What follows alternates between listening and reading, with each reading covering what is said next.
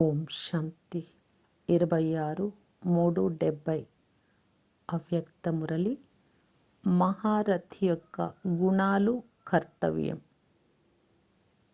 మహారథీలకు బాబా ఏం చెప్తూ ఉన్నారు అనేది, మాట్లాడాలన్నా మాటల నుండి అతీతంగా వెళ్ళాలన్నా, మాట్లాడేది బాగుంటుందా, మాటల నుండి దూరంగా అయ్యేటటువంటి అవ్యక్త అవస్థ బాగుంటుందా, మాట్లాడుతూ మాటల నుండి దూరం అయ్యే స్థితి ఉందా, రెండు జతలో ఉంటూ ఉన్నాయా, మాటలు స్టాప్ చేసినప్పుడు అవ్యక్త స్థితి ఉంటుందా, ఒకవేళ మీతో అయితే ఎప్పుడు అవుతుంది, ఈ స్థితిలో స్థితం కావడానికి ఎంత సమయం కావాలి, ఇప్పుడు అవుతుందా, కొన్ని నెలలు కొన్ని సంవత్సరాలు కావాలనా, ప్రాక్టీస్ ఇప్పుడు ప్రారంభం చేస్తారా, మీ పనుల వలన కాదా, ఒకవేళ అయితే ఇప్పటి నుండి అవుతుందా, ఎవరు మహారథీలుగా ఉంటారో వారి ప్రాక్టీసు ప్రాక్టికల్ రెండు కలిసే ఉంటాయి. మహారథీల గుర్తు ప్రాక్టీసు ప్రాక్టికల్ రెండు సమానంగా ఉంటాయి. మరి గోడేసవర్ గుర్రాల మీద వెళ్ళే సైన్యం ప్రాక్టీస్ చేసిన తర్వాత ప్రాక్టికల్లోకి తీసుకువస్తారు. ఇక ప్యాదే కాలినడకన వెళ్ళే సైన్యం ప్లాన్స్ గూర్చే ఆలోచిస్తూ ఉంటారు. ఇది ముగ్గురికి గల తేడా. మీ నోటి నుండి అటెన్షన్ ఉంది, ప్రాక్టీస్ చేస్తాను అనే మాట రారాదు. ఆ స్థితిని మీరు దాటేశారు. ఇప్పుడు ఏమి సంకల్పం చేస్తారో అదే కర్మ అయి ఉండాలి. సంకల్పము కర్మకు తేడా ఉండరాదు. అవి చిన్న పిల్లల విషయాలు. సంకల్పం చేయడం, ప్లాన్స్ వేయడం, తర్వాత నడవడం ఆ రోజులు కాదు. ఇప్పుడు అంతిమ స్టేజ్లో ఉంది మీ చదువు. మహారథీల గుణాలు కర్తవ్యం ఏమిటి అనేది గమనంలో ఉంచుకోవాలి. ఈరోజు అవి వినిపించడానికి అంతిమ స్థితి స్వరూపాన్ని సాక్షాత్కారం చేయించడానికి వచ్చాను. సేవాధారీలు ఏం చేయాలి, ఏమి చెయ్యరాదు, ఏది మాట్లాడాలి, ఏది మాట్లాడరాదు, ఇప్పటి నుండి ఇవన్నీ ధారణ చేస్తే అంతిమ మూర్తి కాగలరు. బ్రహ్మబాబా ప్రాక్టీస్ ప్రాక్టికల్ ఒకే విధంగా ఉండేవి, వేరువేరు కాదు. ఏది యోచన చేస్తారో అదే కర్మలో ఉండేది. పిల్లల కర్తవ్యం బ్రహ్మబాబాను ఫాలో చేయడం. అడుగులో అడుగు వేసే ఫుల్ స్టెప్ తీసుకొనే అర్థం అడుగులో అడుగు పెట్టాలి. ఎలా ఉన్నారో బ్రహ్మబాబా అలాగే ఫాలో చేయాలి. ఆ స్టేజ్ ఎప్పుడు వస్తుంది? మహారథీల నోటిలో మనస్సులో తర్వాత చేస్తాను అనేది రానే రాకూడదు. ఇప్పుడే చేస్తాను అంటారు, చేస్తారు. కబ్ శబ్దం మహారథీలకు శోభించదు. తర్వాత చేస్తాను ఇలాంటి శబ్దాలు బలహీనతలను తెలియజేస్తాయి. ఒక రకం వారు హా చేస్తాను, యోచిస్తాను అంటారు. ఇంకొక రకం వారు చేసి చూపిస్తారు. ధైర్యం ఉంది, నమ్మకం లేదు, ఫెయిత్ఫుల్. వారి మాటలు అలా ఉండవు. ఫెయిత్ఫుల్ అంటేనే నిశ్చయ బుద్ధి. మనస్సులో నిశ్చయం, మాటలో నిశ్చయం, కర్మలో నిశ్చయం, ప్రతి విషయంలో నిశ్చయ బుద్ధి. కేవలము జ్ఞానము, బాబా పరిచయం ఇచ్చే దానిలో మటుకే నిశ్చయ బుద్ధి కాదు.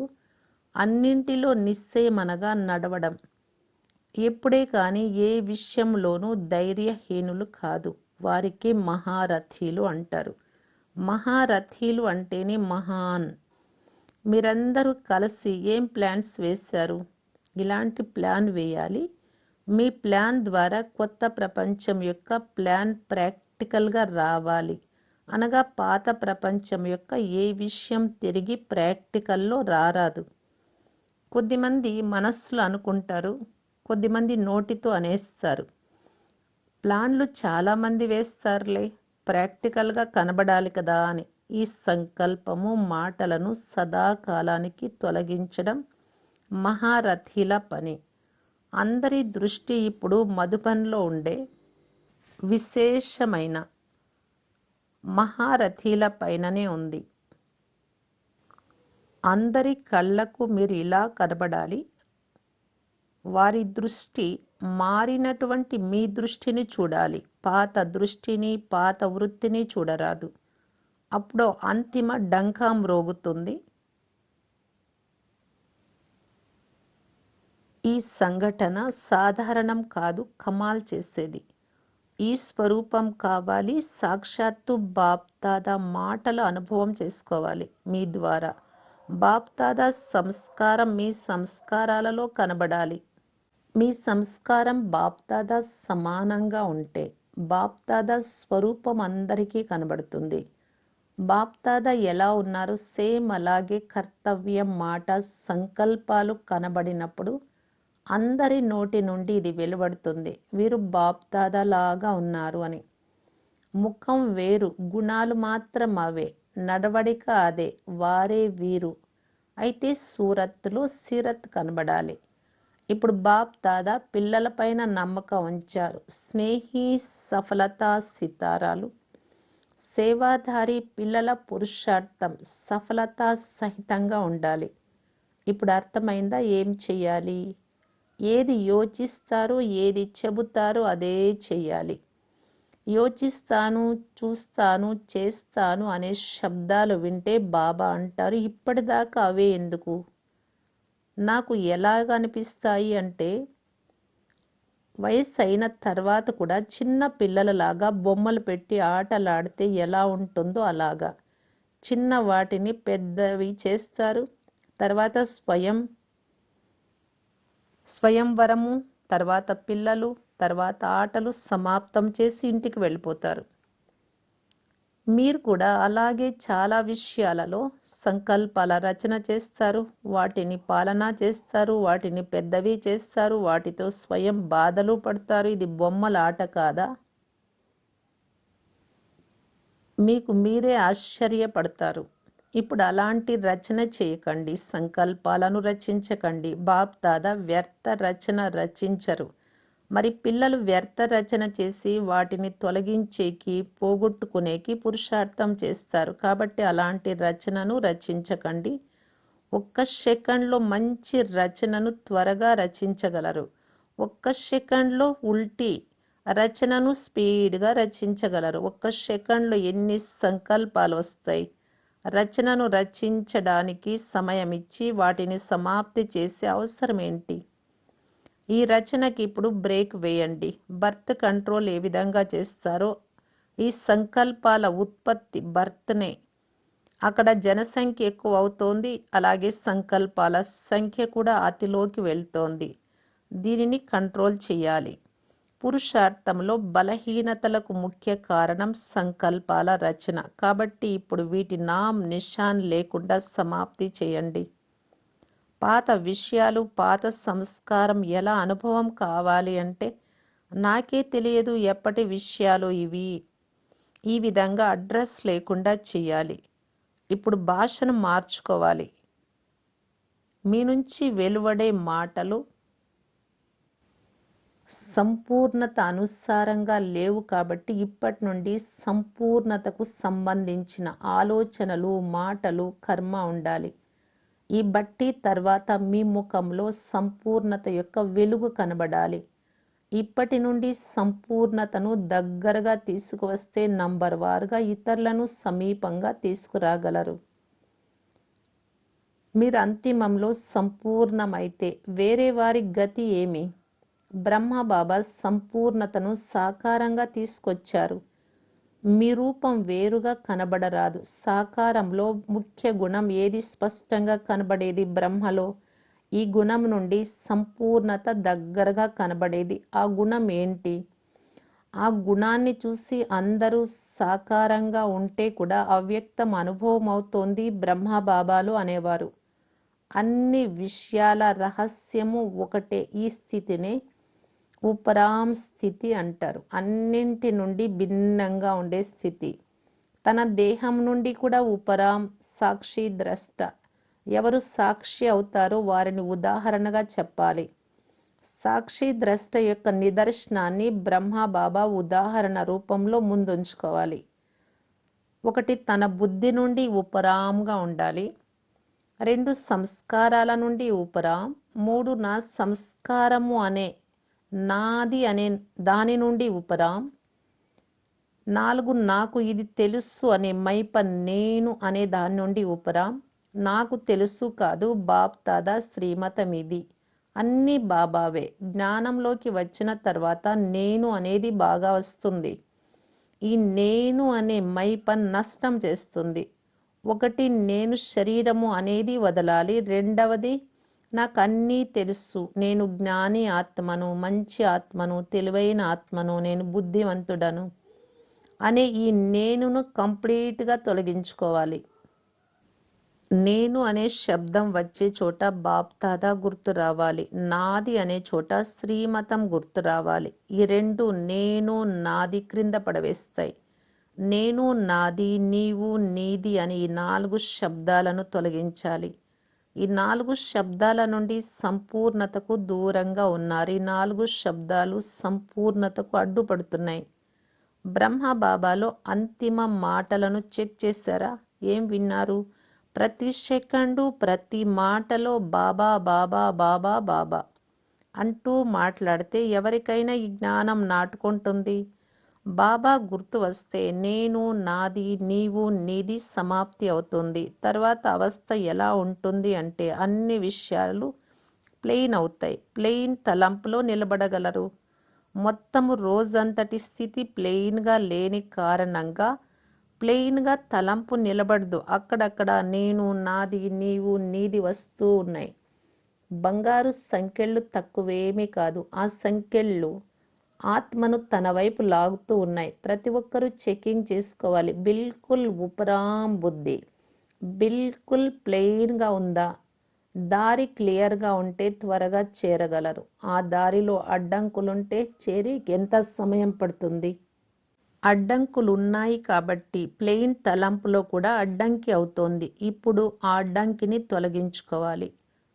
ఎప్పుడు మీరు చేస్తారు, మిమ్మల్ని చూసి ఇతరులు చేస్తారు. నంబర్ వార్ స్టేజ్ పైకి చేరాలి. మీరు చేరితే ఇతరులు చేరగలరు. ఇంత బాధ్యత నాకు ఉంది అని భావిస్తున్నారా?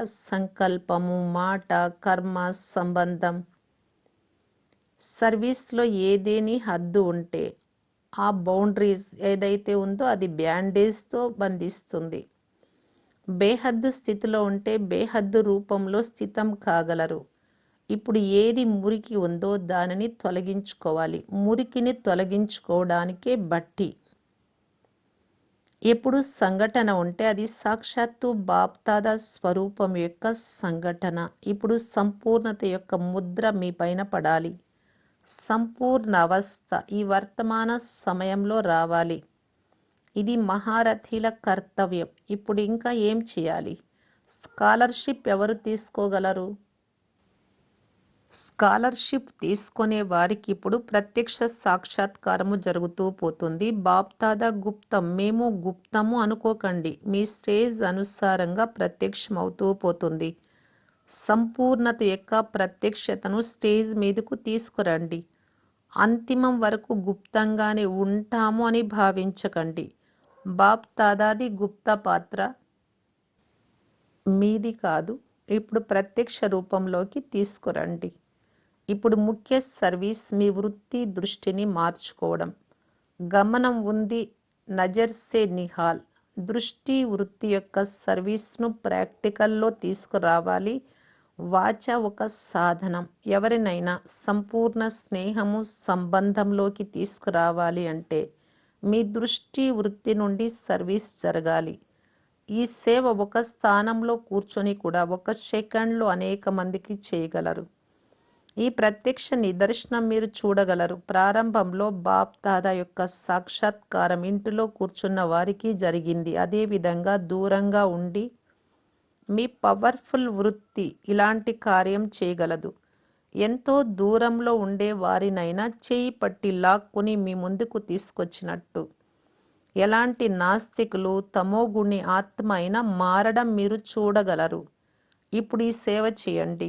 ఈ సర్వీస్లో సఫలత పొందాలి అంటే మీ వృత్తిలో ఏ విషయము లేకుండా క్లియర్గా ఉండాలి.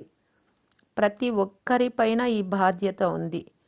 మీరు సర్వీస్ చేస్తూ యజ్ఞ సేవ సెంటర్ యొక్క బాధ్యతలాగా చేయాలి. స్వయం ఆఫర్ చేయాలి. వాణితో పాటు వృత్తి దృష్టిలో ఇంత శక్తి ఉండాలి. ఎవరి సంస్కారాన్నైనా చాలా తక్కువ సమయంలో మార్చవచ్చు.